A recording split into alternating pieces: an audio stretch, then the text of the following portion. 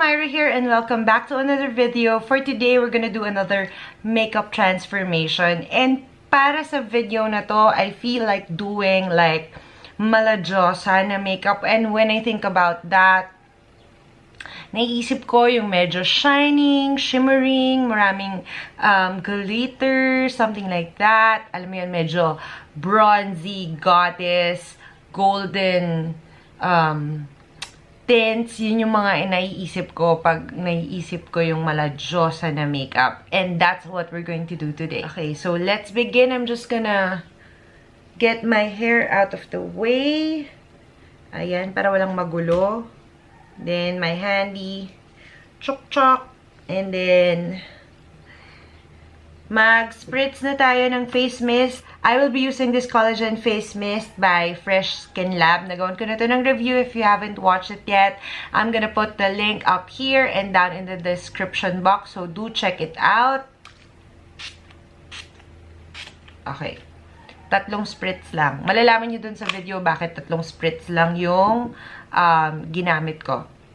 And then, while we are waiting for the mist na set, gawin ko na yung brows ko. And dahil medyo bronzy yung gusto kong gawin na makeup for today, gusto kong gamitin tong Careline Best Brow. Ito, yung light brown shade kasi gusto ko medyo light ang aking brows for today. And I just want to make it quick.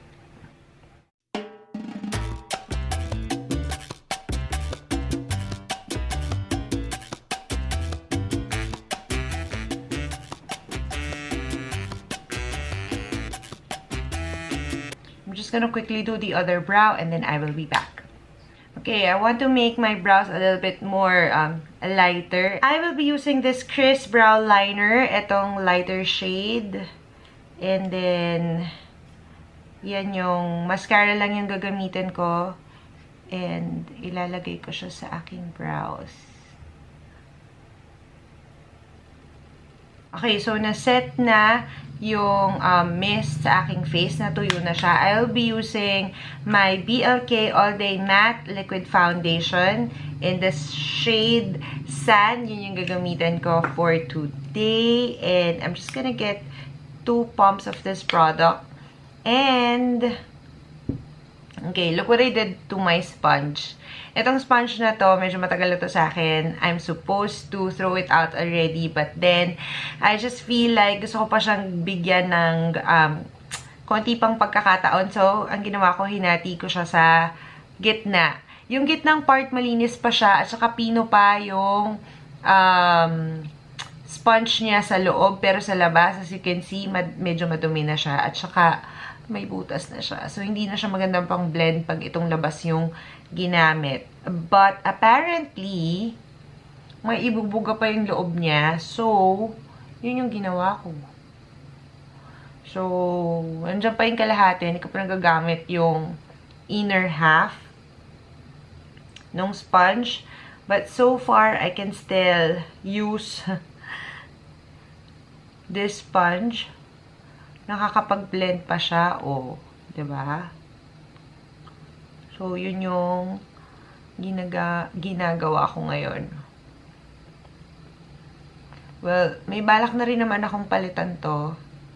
May balak na akong bumili ng iba pang sponge. But for now, habang mapipiga ko pa siya, ayan. Gamitin muna natin siya habang may ibubuga pa siya. Pag hindi na talaga Carry Bells, no choice, itatapon ko na siya. For concealer, I'll be using this Maybelline Age Rewind. Ito. So, malapit na siya maubos. Ayan, actually, nagsisimot ako ng mga products ngayon eh. Bago ko ulit mag-explore and bumili ng ibang products. Kasi, nanghihinayang ako pag hindi ka na siya magamit. Ayoko nang nagtatambak ako ng product dito sa aking collection, tapos hindi ko naman siya nagagamit. So, mas gusto ko na nagsasaid ako ng product. Kasi na-feel ko na mas sulit at mas nagamit ko siya. Kasi yung iniimbak ko lang siya dyan. So, just the other day, napanood ko yung video ni Tony Sia na nag-declutter siya. Grabe, sobrang haba ng video na yun. Almost an hour. Pero, pinanood ko siya. I just wanna see kung ano yung mga i-declutter niya at kung ano yung laman ng kanyang makeup collection.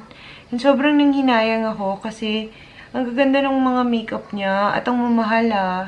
Tapos kailangan niya ng i-declutter kasi sobrang andami na nung mga makeup niya dun sa kanyang vanity. And kung ako yan, grabe, sobrang heartbreak. Kasi yung mga ganong klaseng makeup, yung mga mamahalin, at saka sabi naman niya, most of her makeups in her collection, it works naman at maganda naman. Yun nga lang, they're already too much for her. That's why she's decluttering. Parang ako kasi, parang nanghihinayang ako kung kuha ka ng maraming bagay. Let's say, parang lipstick, and then you're gonna get a dozen brands of lipstick, pero all in the same shade, or almost the same shade. Parang hindi mo rin siya magagamit lahat if parang they're all doing basically the same thing. Alam mo yon. Siguro, para sa akin, whenever I add something into my collection, I make sure na it is really an addition to my collection. That it would add something to my collection. Hindi yung kukuha ako ng same product na, alam mo yun, may similarity siya sa mga products na meron na sa collection ko. As much as possible, I want to use everything na meron ako dito sa stash ko. And even if those things na I don't really love, ginagawan ko siya ng paraan. For instance, itong susunod na gagamitin ko, this is from Detail Makeover. This is highlighter and contour stick.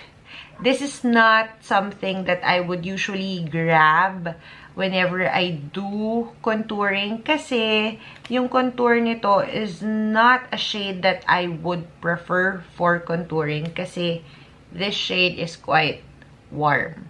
Ayan. Pero sa look na gagawin natin ngayon, magagamit ko siya because I would use this as a bronzer and not as a contour. Ayan. By the way, guys, if you are wondering what's the difference between contouring and bronzing, I might do a video on that. So, if that is something na gusto mong malaman, matutunan, at if you want me to explain it to you, do comment down below, bronze versus contour. Ayan. Gagawan ko yan ng video. I will explain it to you further. Next, mag-set na ako ng face and I will be using this Eyeshadow Final Powder in the shade Ivory Glow.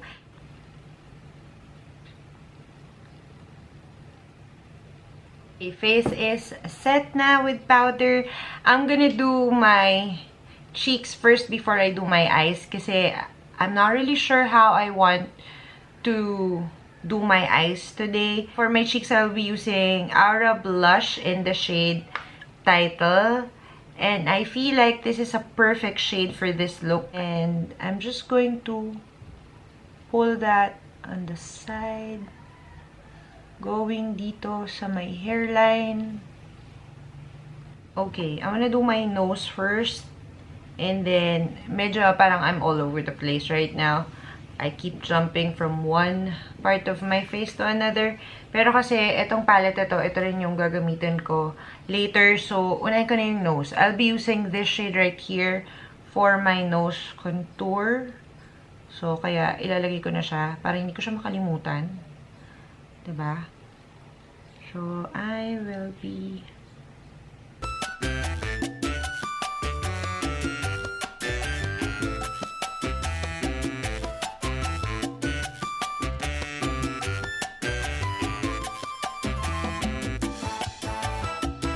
itong shade na to, right here, this is a shimmery shade.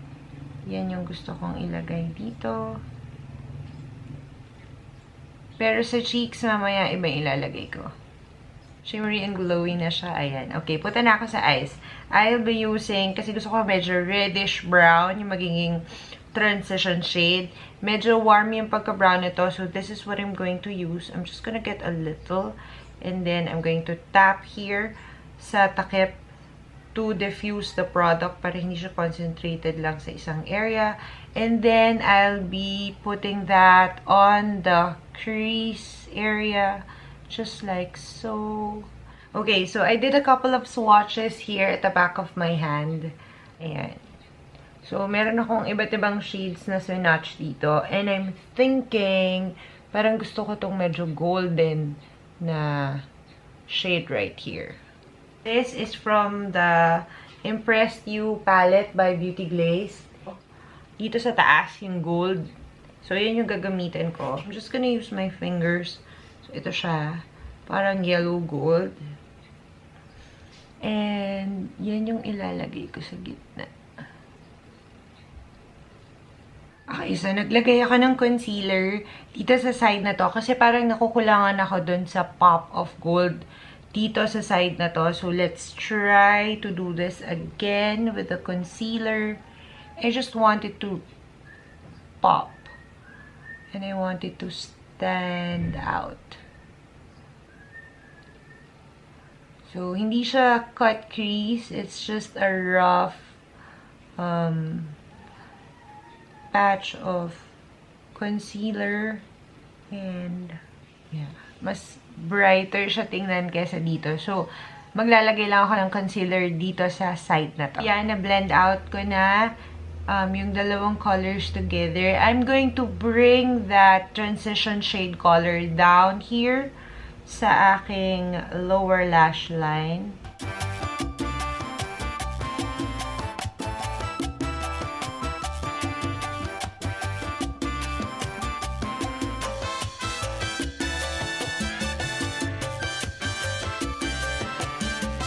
Okay, then I'm gonna get a smudger brush and use that gold shade again. And i-extend ko siya dito din sa harap. Inner third, konti lang. And I want to use a golden highlight right here. I don't have a golden highlight, but I do have an eyeshadow. Ito siya. Ayan. I will be using that. Para siyang champagne, pero may hint ng gold. Ganon. Unti-unti lang. Let's see. It's going to work the way I want to.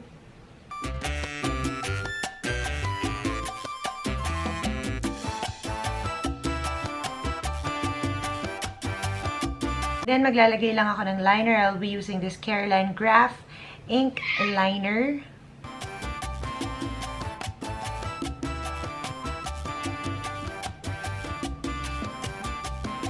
I already have lashes on.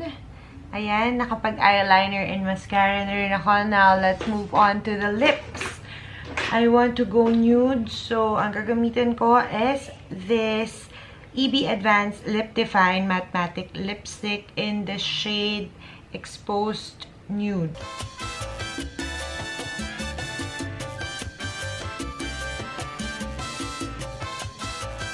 I don't want it matte. Gusto ko medyo glowy. So, papatungan ko siya ng Careline Extra Shine Lip Gloss in number, ano to? 09. This one, yung medyo slightly ma-orange.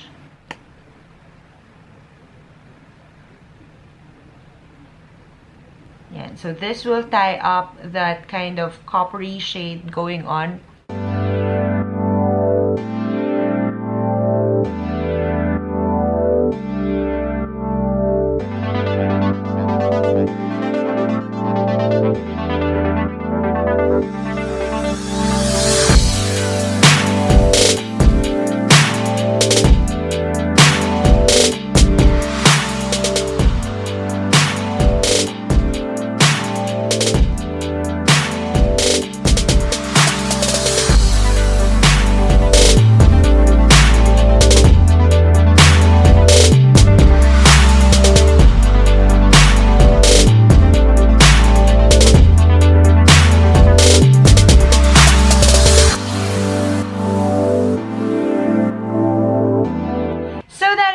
for today's video. Thank you so much for watching. If you enjoyed it, please do give this video a thumbs up and also subscribe to my channel if you still haven't. Click the bell to be notified whenever I upload new videos. You may also follow me on my other social media accounts. I'm Myra Paneda on Facebook, Twitter, and Instagram. Again, thank you so much for watching, and I hope to see you again on my next video. Bye!